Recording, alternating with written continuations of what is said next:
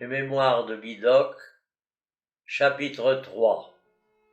Je le trouvais point à Tournai, l'adjudant général. Il était parti pour Bruxelles. Je me disposais aussitôt à aller le rejoindre et le lendemain, je pris la diligence pour cette destination. Et du premier coup d'œil, je reconnus parmi les voyageurs 3 individus que j'avais connus à Lille, passant les journées entières dans les estaminets et vivant d'une manière fort suspecte. Je les vis à mon grand étonnement, revêtus d'uniformes de divers corps et portant l'un des épaulettes de lieutenant-colonel, les autres celles de capitaine et de lieutenant. Où peuvent-ils, disais-je en moi-même, avoir attrapé tout cela, puisqu'ils n'ont jamais servi?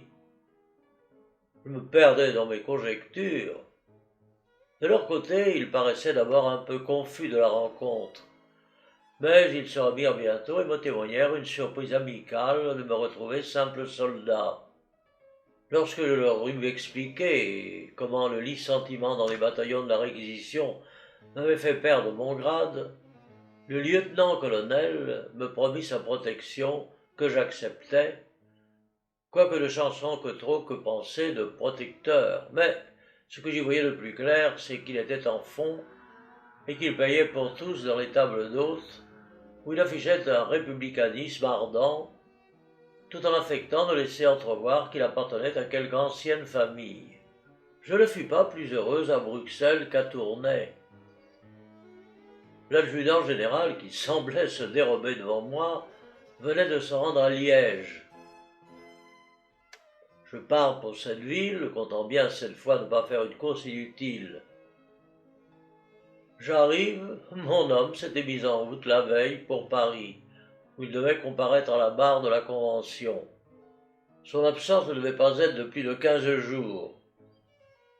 J'attends, personne ne paraît, un mois s'écoule, personne encore. Les espèces baissaient singulièrement chez moi. Je prends le parti de regagner Bruxelles où j'espérais trouver plus facilement les moyens de sortir d'embarras. Pour parler avec la franchise que je me pique d'apporter dans cette histoire de ma vie, je dois déclarer que je commençais à n'être pas excessivement difficile sur le choix de ces moyens. Mon éducation ne devait pas m'avoir rendu homme à grands scrupules, et la détestable société de garnison que je fréquentais depuis mon enfance aurait corrompu le plus heureux naturel. Ce fut donc, sans faire grande violence à ma délicatesse, que je me vis installé à Bruxelles chez une femme galante de ma connaissance, qui, après avoir été entretenue par le général Van der Noot, était à peu près tombée dans le domaine public. Oisif comme tous ceux qui sont jetés dans cette existence précaire, je passais les journées entières et une partie des nuits au café turc et au café de la Monnaie, où se réunissaient de préférence les chevaliers d'industrie et les joueurs de profession. Ces gens-là faisaient de la dépense, jouaient un jeu d'enfer, et comme ils n'avaient aucune ressource connue, je ne revenais plus de leur voir mener un pareil train. Un jeune homme avec lequel je m'étais lié, et que je questionnais à ce sujet, parut frappé de mon inexpérience, et j'eus toutes les peines du monde à lui persuader que j'étais aussi neuf que je le disais. « Mais les hommes que vous voyez ici tous les jours, me dit-il alors, sont des escrocs. Ceux qui ne font qu'une apparition sont des dupes, qui ne reparaissent plus, mais une fois qu'ils ont perdu leur argent. » Muni de ces instructions, je fis une foule de remarques qui jusque-là m'avaient échappé. Je vis des tours de passe-passe effroyables, et ce qui me prouverait qu'il y avait encore du bon chez moi, je fus souvent tenté d'avertir le malheureux qu'on dépouillait. Ce qui m'arriva prouverait que les faiseurs m'avaient deviné. Une partie s'engagea un soir au café turc. On jouait 15 louis en 5 impériales. Le gonze, la dupe, perd 50 louis, demande une revanche pour le lendemain et sort. À peine a-t-il mis le pied dehors que le gagnant, que je vois encore tous les jours à Paris, s'approche et me dit du ton le plus simple: Ma foi, monsieur, nous avons joué de bonne heure et vous n'avez pas mal fait de vous mettre de mon jeu. J'ai gagné 10 parties. À 4 couronnes que vous avez engagées, ces 10 louis, les voilà. Je lui fis observer qu'il était dans l'erreur, que je ne m'étais pas intéressé à son jeu. Il me répondit comme me mettant les 10 louis dans la main. Après quoi, il me tourna le dos. Prenez, me dit le jeune homme qui m'avait initié au ministère du tripot et qui se trouvait à côté de moi. Prenez et suivez-moi. Je fis machinalement ce qu'il me disait, et lorsque nous fûmes dans la rue, mon mentor ajouta: On s'est aperçu que vous suiviez les parties. On craint qu'il ne vous prenne fantaisie de découvrir le poteau rose. Et comme il n'y a pas moyen de vous intimider, parce qu'on sait que vous avez le bras bon et la main mauvaise, on s'est décidé à vous donner part au gâteau. Ainsi, soyez tranquille sur votre existence. Les 2 cafés peuvent vous suffire, puisque vous en pouvez tirer, comme moi, de 4 à 6 couronnes par jour. Malgré toute la complaisance qui m'a été ma conscience, je voulus répliquer et faire des observations. Ben, vous êtes un enfant, me dit mon honorable ami. Il ne s'agit pas ici de vol. On corrige tout simplement la fortune.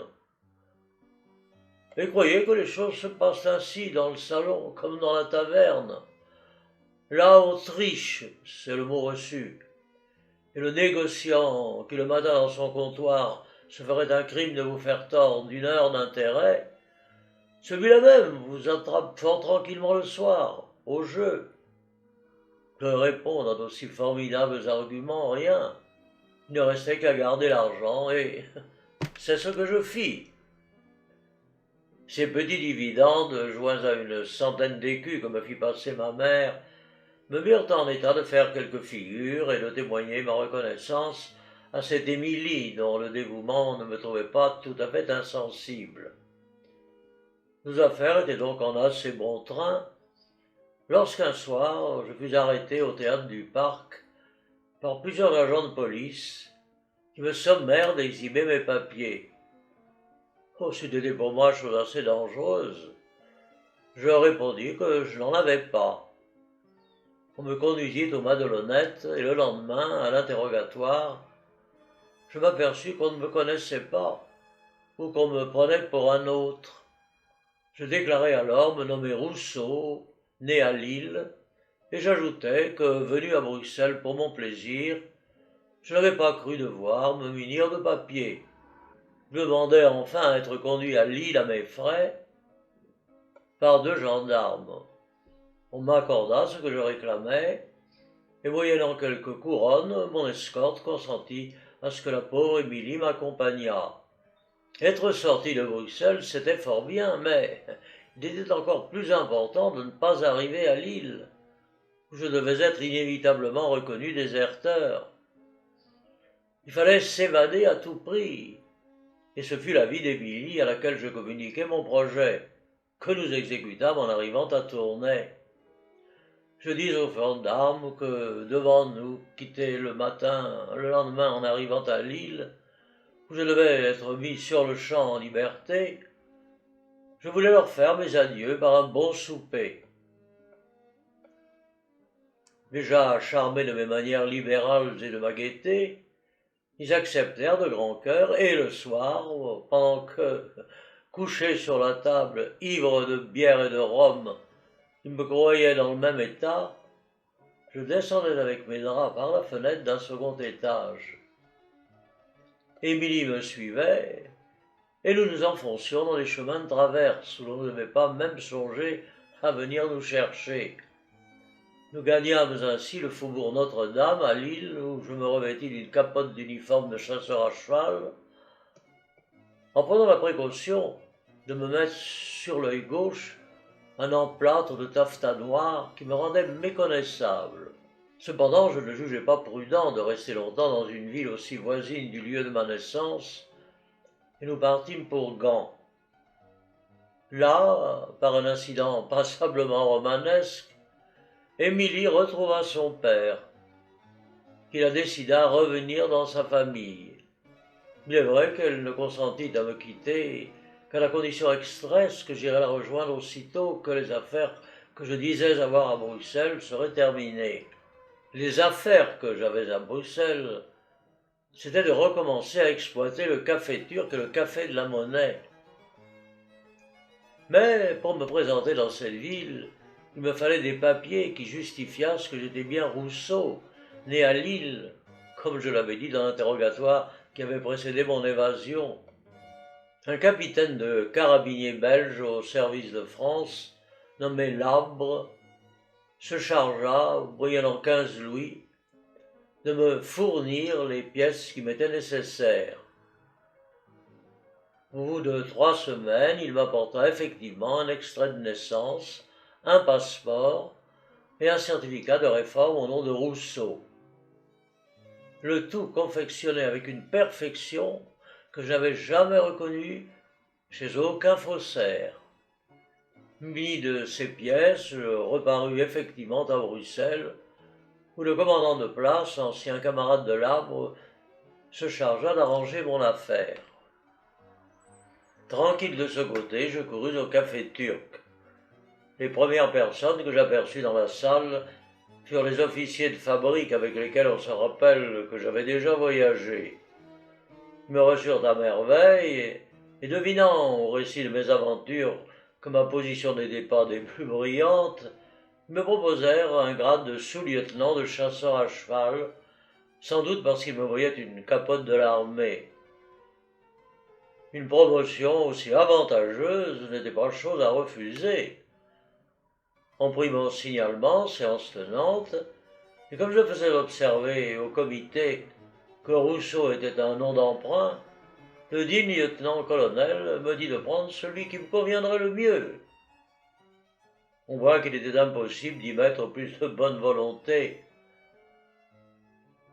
Je me décide à conserver le nom de Rousseau, sous lequel on me délivre non pas un brevet, mais une feuille de route de sous-lieutenant du 6e chasseur, voyageant avec son cheval, ayant droit au logement et aux distributions. C'est ainsi que je me trouvais incorporé dans cette armée roulante, composée d'officiers sans brevet, sans troupes, qui, munis de faux états et de fausses feuilles de route, m'en imposait d'autant plus facilement au commissaire des guerres qu'il y avait moins d'ordre à cette époque dans les administrations militaires.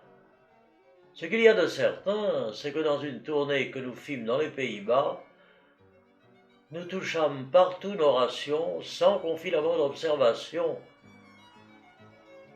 Cependant, l'armée roulante n'était pas alors composée de moins de 2000 aventuriers, qui arrivaient là et qui vivaient comme le poisson dans l'eau. Ce qu'il y a de plus curieux, c'est qu'on se donnait un avancement aussi rapide que le permettaient les circonstances, avancement dont le résultat était toujours lucratif, puisqu'il faisait élever les rations. Je passais de cette manière capitaine de hussards, un de nos camarades devint chef de bataillon, mais ce qui me confondit, ce fut la promotion d'Auffray, notre lieutenant-colonel, au grade de général de brigade. Il est vrai que si l'importance du grade et l'espèce de notabilité d'un déplacement de ce genre rendaient la fraude plus distincte, difficile à soutenir, l'audace d'une telle combinaison écartait jusqu'au soupçon. Revenus à Bruxelles, nous fûmes délivrés des billets de logement, et je fus envoyé chez une riche veuve, madame la baronne d'I. On me reçut comme on recevait à cette époque les Français à Bruxelles, c'est-à-dire à bras ouverts. Une fort belle chambre fut mise à mon entière disposition, et mon hôtesse, enchantée de ma réserve, me prévint de l'air le plus gracieux que si ces heures me convenaient, mon couvert serait toujours mis. Il était impossible de résister à des offres aussi obligeantes, et je me confondis en remerciements, et le même jour il me fallut paraître au dîner, dont les convives étaient 3 vieilles dames, non compris la baronne, qui n'avaient guère passé la cinquantaine. Tout ce monde fut enchanté des manières prévenantes du capitaine de hussards. À Paris, on le trouvait un peu gauche en pareille compagnie. Mais à Bruxelles, on devait le trouver parfait pour un jeune homme dont l'entrée précoce au service avait dû nécessairement nuire à son éducation. La baronne fit sans doute quelques réflexions de ce genre, puisqu'elle en vint avec moi de petits soins qui me donnèrent fort à penser. Comme je m'absentais quelquefois pour aller dîner avec mon général, dont je ne pouvais pas, lui disais-je, refuser les invitations, elle voulut absolument que je lui présentasse avec mes autres amis. D'abord, je ne me souciais guère d'introduire mes associés dans la société de la baronne. Elle voyait du monde et nous pouvions rencontrer chez elle quelqu'un qui découvrit nos petites spéculations. Mais la baronne insista, et je me rendis en témoignant le désir que le général, qui voulait garder une espèce d'incognito, fut reçu en petit comité. Il vint donc. La baronne, qui l'avait placé près d'elle, lui fit un accueil si distingué, lui parla si longtemps à demi-voix, que je fus piqué.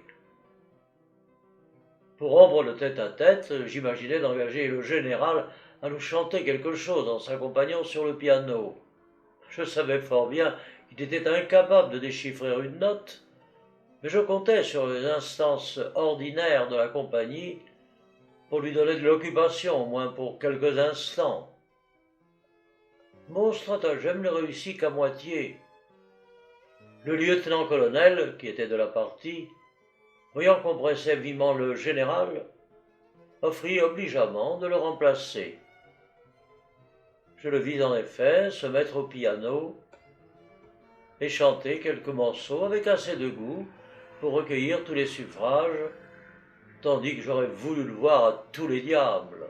Cette éternelle soirée finit pourtant et chacun se retira, moi roulant dans ma tête des projets de vengeance contre le rival qui allait m'enlever, je dirais pas l'amour, mais les soins obligeants de la baronne.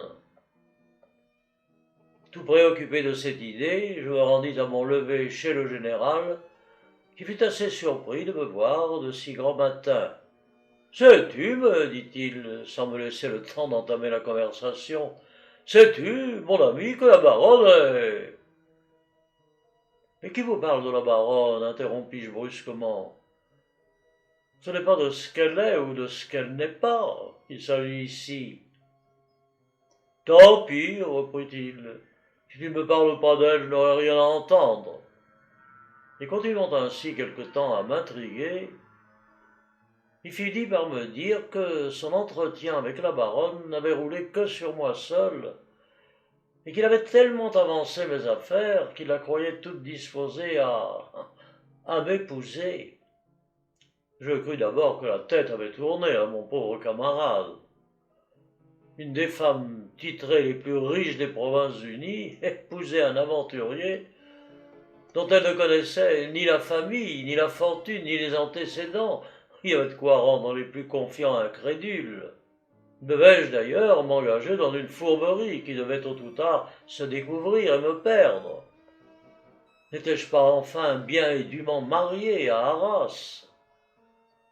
Ces objections et plusieurs autres, que me suggérait une sorte de remords, de tromper l'excellente femme qui me comblait d'amitié, m'arrêtèrent par un instant mon interlocuteur. Et voici comment il y répondit. « Tout ce que tu me dis là est fort beau. Je suis tout à fait de ton avis, et pour suivre mon penchant naturel pour la vertu, il me manque que 10 000 livres de rente. Mais je ne vois pas la raison de faire ici le scrupuleux. Que veut la baronne? Un mari, et un mari qui lui convienne. N'es-tu pas ce mari-là?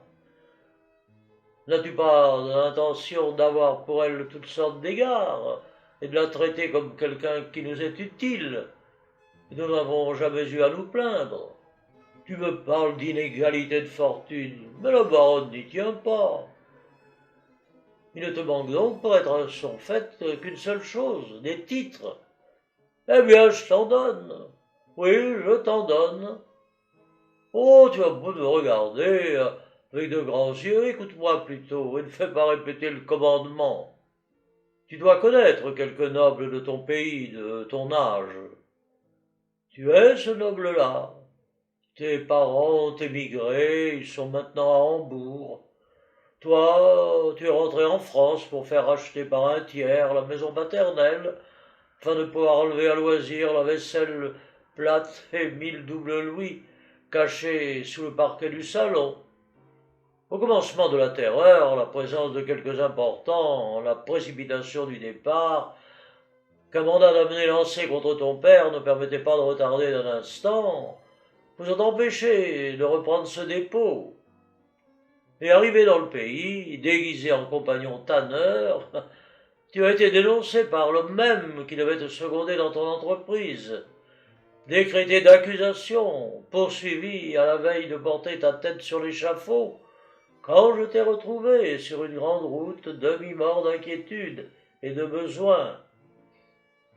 Et ancien ami de ta famille, je t'ai fait obtenir un brevet d'officier de hussards sous le nom de Rousseau, en attendant que l'occasion se présente d'aller rejoindre tes nobles parents à Hambourg.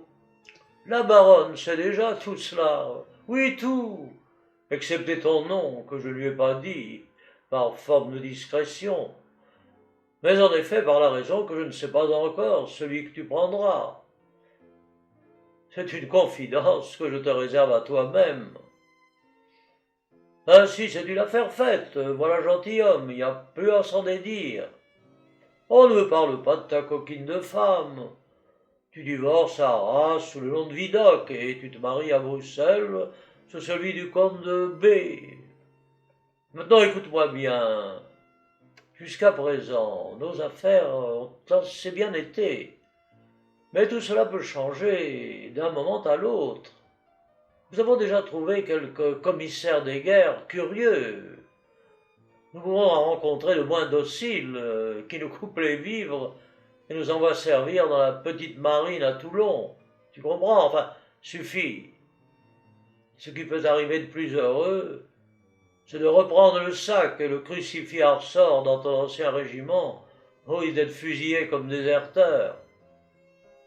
En te mariant, au contraire, tu t'assures une belle existence et tu te mets en position d'être utile aux amis. Puisque nous en sommes sur ce chapitre-là, faisons nos petites conventions. Ta femme a 100 000 florins de rente. Nous sommes trois, tu nous feras chacun 1000 écus de pension, payables d'avance, et je palperai de plus une prime de 30 000 francs pour avoir fait un compte du fils d'un boulanger. J'étais déjà ébranlé. Cette harangue dans laquelle le général m'avait adroitement présenté toutes les difficultés de ma position acheva de triompher de ma résistance, qui, à vrai dire, n'était pas des plus opiniâtres. Alors je consens à tout.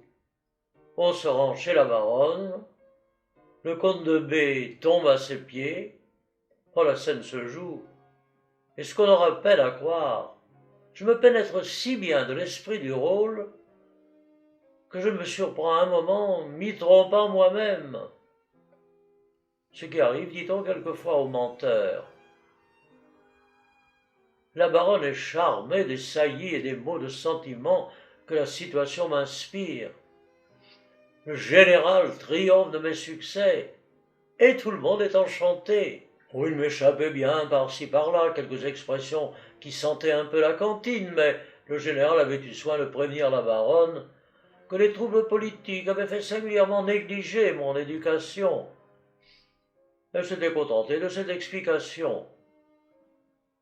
Depuis, le maréchal Suchet ne s'est pas montré plus difficile lorsque Coignard, lui écrivant à M. le duc d'Albufera, s'excusait sur ce qu'émigré fort jeune il ne pouvait connaître que très imparfaitement le français. On se met à table, le dîner se passe à merveille, et au dessert, la baronne me dit à l'oreille « Je sais, mon ami, que votre fortune est entre les mains des Jacobins. Cependant, vos parents, qui sont à Hambourg, peuvent se trouver dans l'embarras. Faites-moi le plaisir de leur adresser une traite de 3000 florins que mon banquier vous remettra demain matin. Je commençais des remerciements, elle m'interrompit et quitta la table pour passer au salon. Je saisis ce moment pour dire au général ce qui venait de m'arriver. « Eh, Nigaud, me dit-il, crois-tu m'apprendre quelque chose?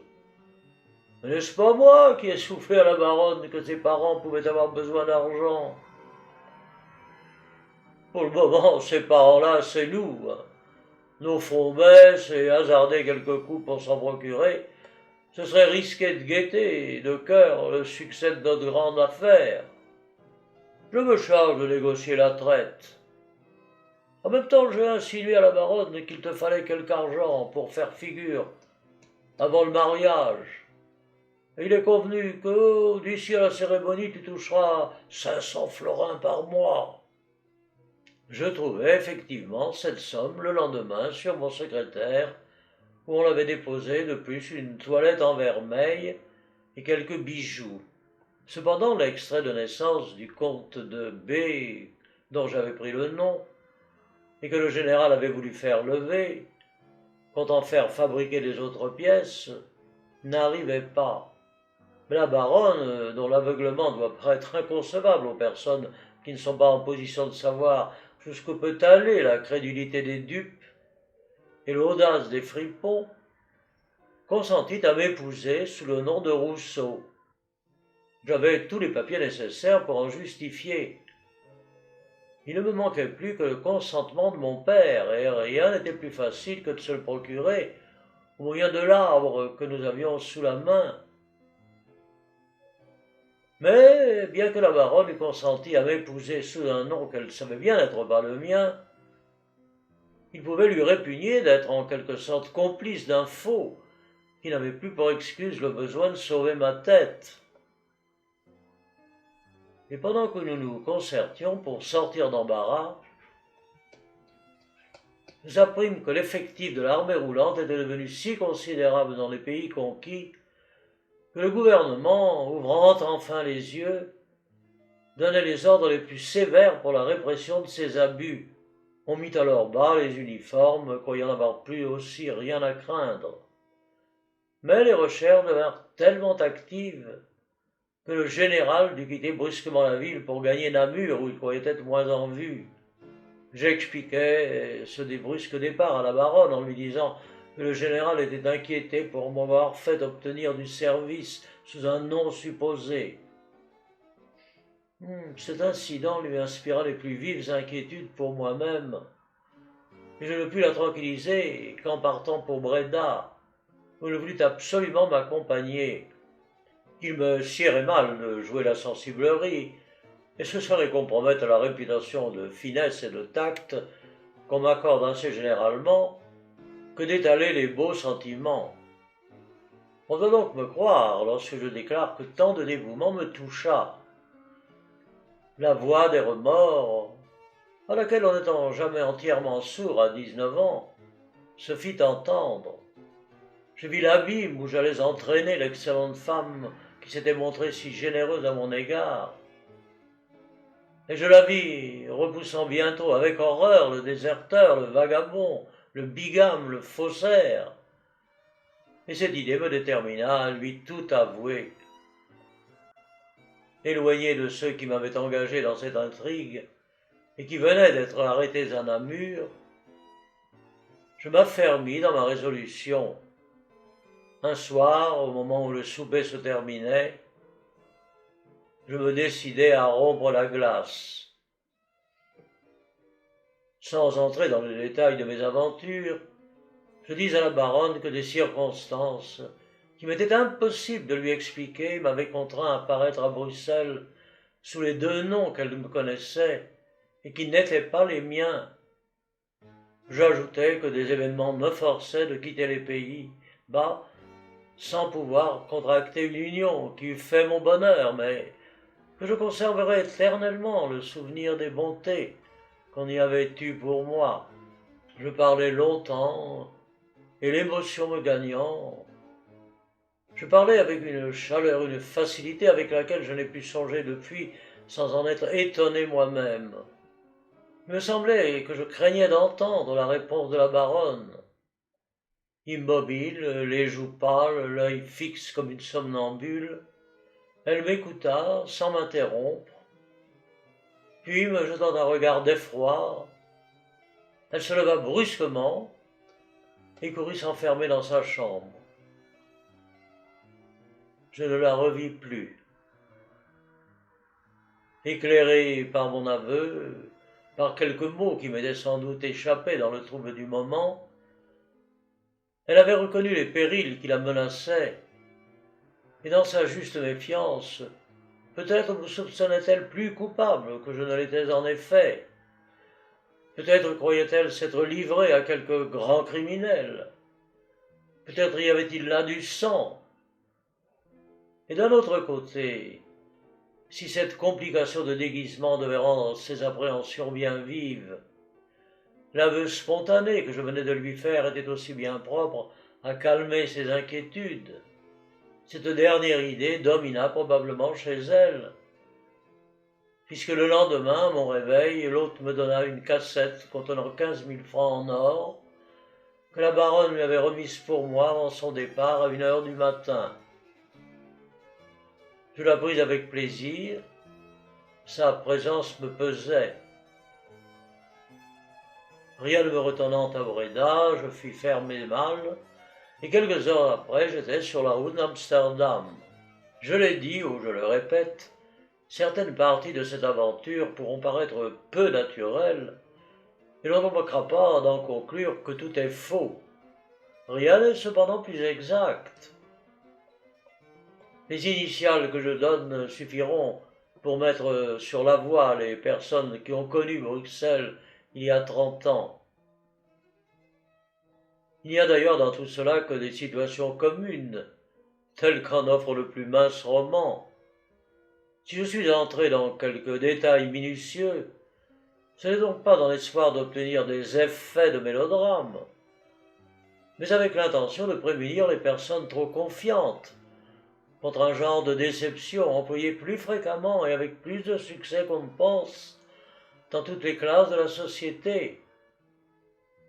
Et tel est au reste le but de cet ouvrage, qu'on le médite dans toutes ses parties, et les fonctions de procureur du roi, de juge, de gendarme et d'agent de police se trouveront peut-être un beau matin des sinécures.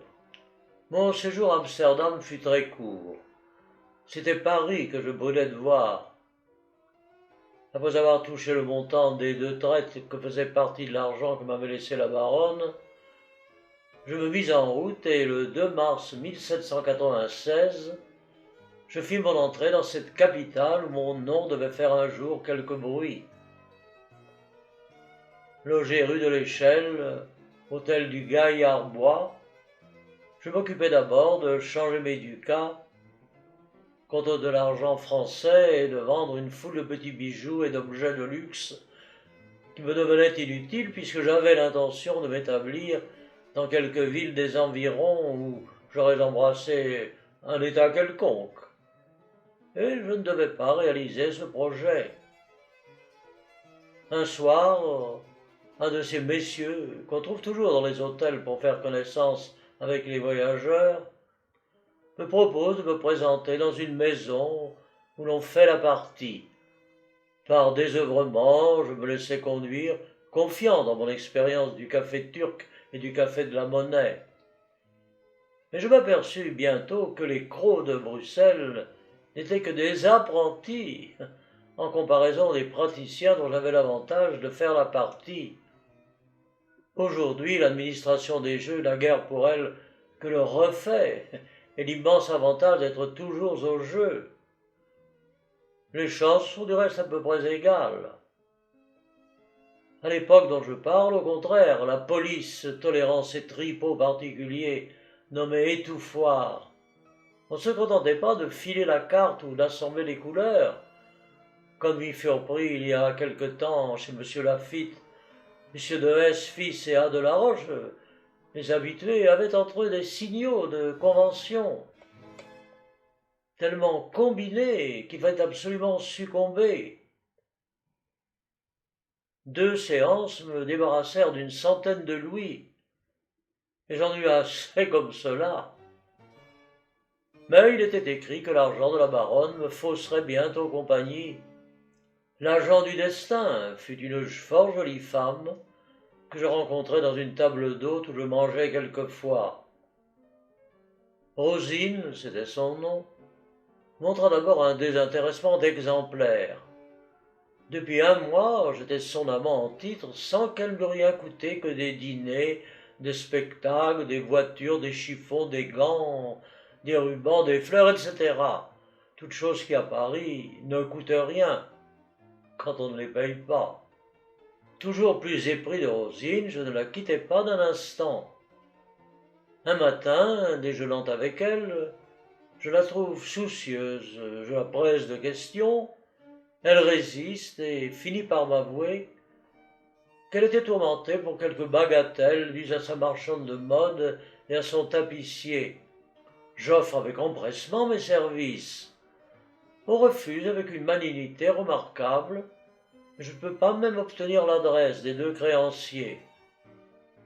Beaucoup d'honnêtes gens se seraient tenus pour bien dit, mais, véritable paladin, je n'eus pas un instant de repos, que je divine la femme de chambre ne m'eût donné les précieuses adresses. Et de la rue Vivienne, où demeurait Rosine, qui faisait appeler Madame de Saint-Michel, je cours chez le tapissier, rue de Cléry. J'annonce le but de ma visite, aussitôt ma carte de prévenance, comme c'est l'usage en pareille circonstance.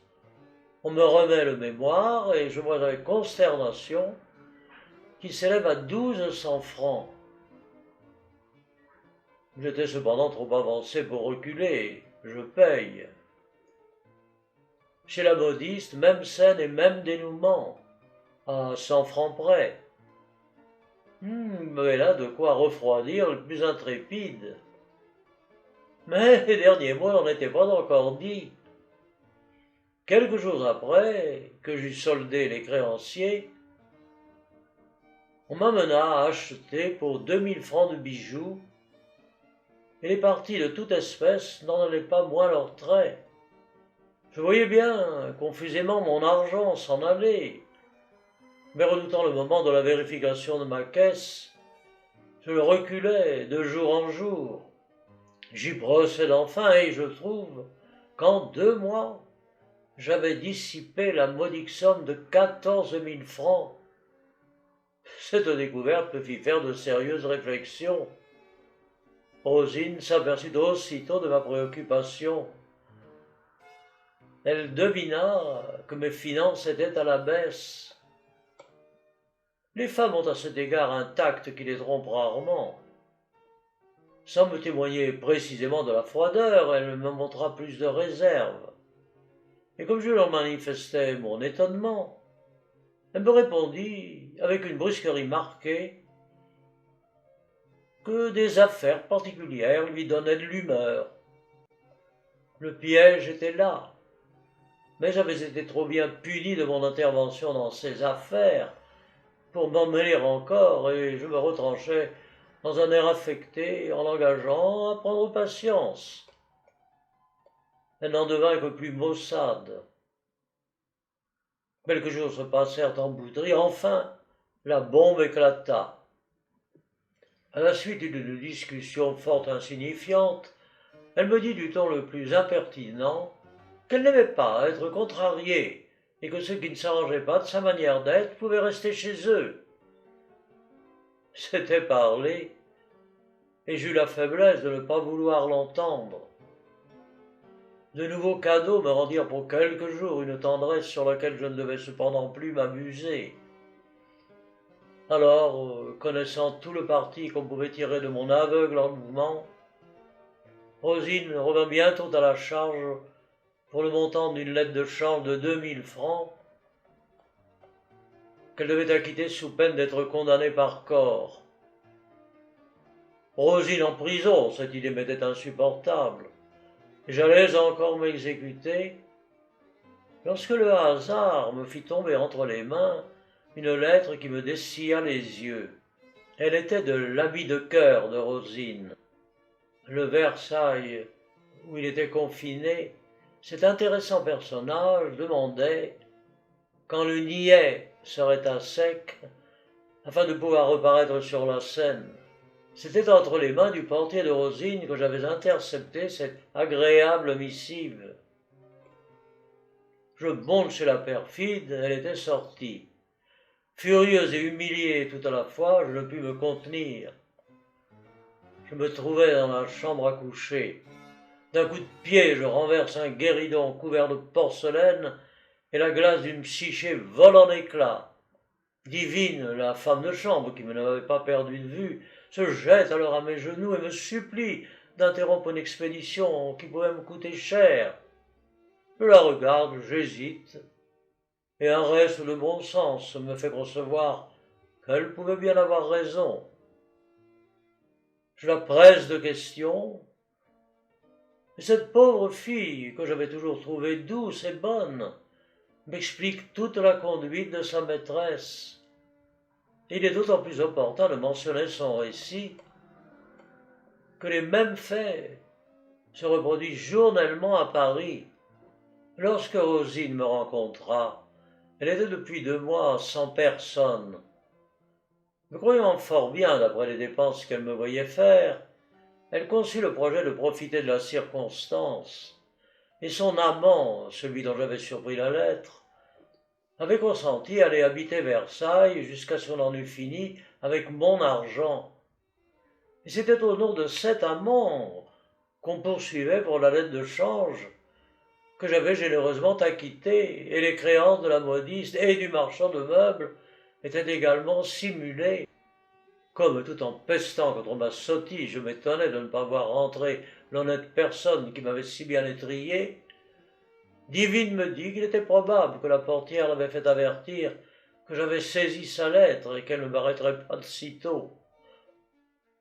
Cette conjecture se trouva vraie. En apprenant la catastrophe qui l'empêchait de me tirer jusqu'à la dernière plume de l'aile, Rosine était partie en fiacre pour Versailles.